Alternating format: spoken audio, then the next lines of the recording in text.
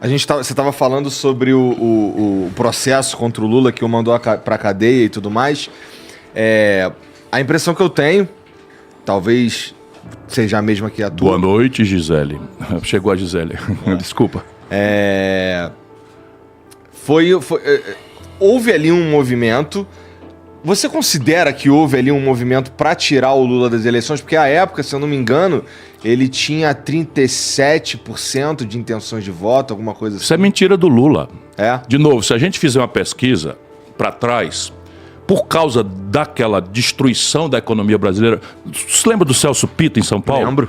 Então o Maluf saiu popularíssimo e resolveu botar um cara desconhecido de fora de São Paulo para ser o prefeito, para ele ser o chefão do prefeito. Sim. E tal. Se elegeu e arrebentou São Paulo. O que aconteceu? O Maluf nunca mais ganhou uma eleição em São Paulo, porque a turma responsabilizou corretamente a ele, Maluf, pela eleição do trágico governo Celso Pitta, que eu não quero falar mais porque já morreu, eu estou só fazendo história. Mal comparando, estava acontecendo a mesma coisa com o Lula. Quando o Sérgio Moro começou a fazer política com os autos contra o Lula estava na faixa de 15%, 16% em pesquisa. Tinha tido 84% de popularidade, elegeu a Dilma desconhecida, fez o conchavo com Michel Temer. Então, mais ou menos em 2018, ele tinha 15%. Não, antes do Sérgio Moro começar a lambança. Tá. E o que aconteceu? O Sérgio Moro foi transformando o Lula em vítima. Por quê? Porque o Lula administrou um governo generalizadamente corrupto.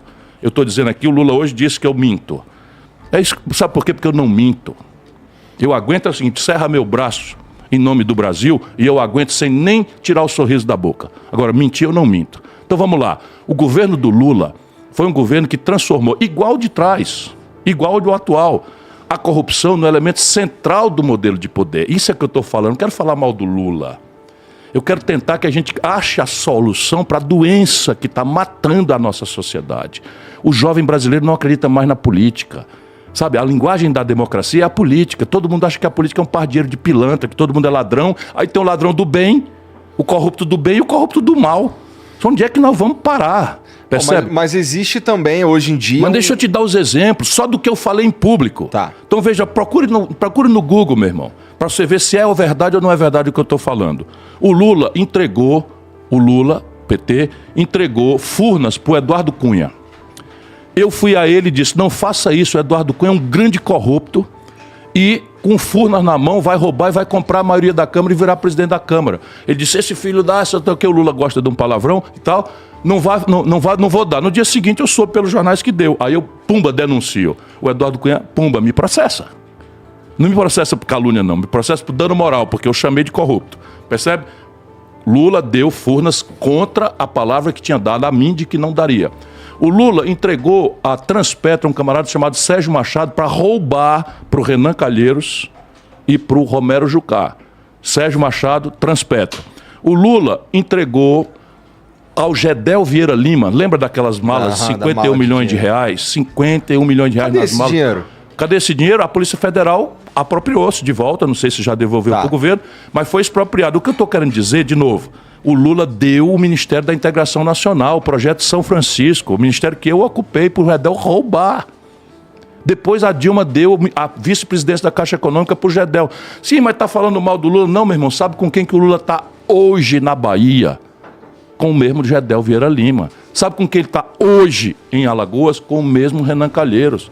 O Lula deu R$1 bilhão de contrato sem licitação para o cidadão chamado Eunício Oliveira, que foi presidente do Senado, líder do MDB, que liderou o golpe contra a Dilma. O Lula deu esse R$1 bilhão, o nome da empresa é Manchester, e sabe com quem que o Lula está hoje no Ceará, numa aliança com o PT do Ceará? Com este mesmo ladrão. E assim, é o ladrão do bem. Porque se a gente denuncia isso, parece assim que eu estou fazendo o serviço do Bolsonaro. Ora, o Bolsonaro é uma tragédia, mas ele não desceu de Marte. Bolsonaro é um corrupto. Quem disse isso a vida inteira fui eu, mas ele não desceu de Marte, ele não caiu de paraquedas na presidência da República. Por quê que o nosso povo, 70% do povo amado do Brasil, o povo amado, o meu povo, votou no Bolsonaro aqui em São Paulo?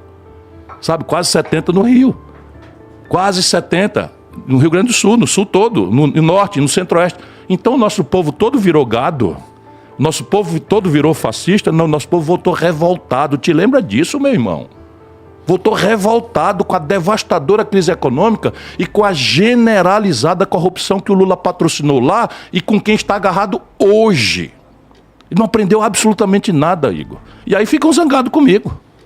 Ficam muito zangados comigo, como se eu não tivesse direito de me apresentar no debate, porque eu não sou ladrão.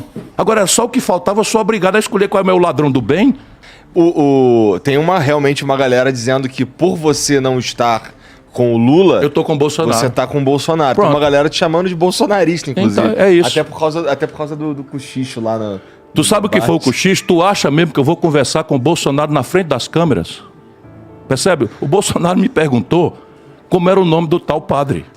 E eu botei a mão aqui pro padre não ver, porque estava ele do meu lado e o Bolsonaro do outro. Eu disse, padre Pokémon. Não, padre Kelmon. Tô brincando. Padre Kelmon. Foi isso. Agora, repare, neste momento o Michel Temer está fazendo um leve trás entre o Lula e o Bolsonaro para o Lula anistiar o Bolsonaro de todos os monstruosos crimes que o Bolsonaro cometeu. E a imprensa perguntou pro Lula e ele não desmentiu. E eu é que sou, cara... Veja, eu assinei 3 pedidos de impeachment do Bolsonaro. O Lula, nenhum. Eu fui para Paulista com meus adversários, MBL, sabe, não sei quem e tal, Fernando Holliday, inimigos, mas fui lá por quê? Porque a gente precisava interromper o mandato do Bolsonaro pelos crimes. O Lula mandou a turma dele me agredir fisicamente. Vê na internet aí, Ciro Gomes agredido na Paulista. Depois fui de novo na Paulista, o Lula não pisou em nenhum ato contra o Bolsonaro. Sabe a emenda do relator, essa roubalheira do orçamento secreto? O voto que garantiu essa emenda é de um senador do PT que faz o que o Lula manda. É o senador de Sergipe, que eu não lembro o nome. Pesquisa aí. Senador de Sergipe. Sabe a emenda, o orçamento secreto? Não, o orçamento secreto não. O socorro emergencial de R$600, não sei o que e tal. O voto decisivo foi do PT para salvar o Bolsonaro. Por quê? Porque com o Bolsonaro virou a Geni. Agora basta você esculhambar o Bolsonaro, está todo mundo absolvido de tudo. Então o Gedel agora está pedindo voto útil. Junto com Caetano Veloso, meu queridíssimo Caetano Veloso, de que eu continuarei sendo fã, mas ficando em 2 baianos, entendeu? Pedindo voto útil. O Gedel, o homem dos 51 milhões de reais, e eu sou o cara perseguido porque não tenho direito de participar do debate e de falar a verdade. Então chegamos a esse ponto no Brasil. O lance do... Ô Lula, manda aí um petista fanático teu descobrir qual mentira eu fiz. O lance do voto... Eu te conheço, camarada.